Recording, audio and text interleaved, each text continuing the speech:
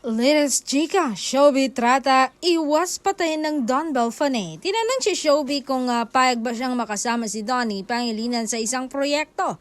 Baka patayin na talaga ako ng Don Bell fans. I'm also a Don Bell, so huwag niyo po sana akong i-crucify. Crush lang po talaga, pahayag ni Showby sa isang panayam. Sabi ko nga, hindi ko alam kung bakit ako kinikilig. Ang tagal-tagal naman na. Naiinis na rin ako sa sarili ko. Hindi na dapat ako ganon. Artista na rin ako, diba? Dagdag pa niya. Nilinaw niya rin ni Showby na hindi niya raw inaagalang magkikita sila ni Donnie sa isang event na pareho nilang dinaluhan. Actually, hindi ko napanood yung video. Ang nagsabi sa akin si Donnie, viral naman tayo. Sabi ko, ha? Anong nangyari? May kasalanan naman ba akong ginawa? Pag viral na aaning ako, lahad panish ni Showby.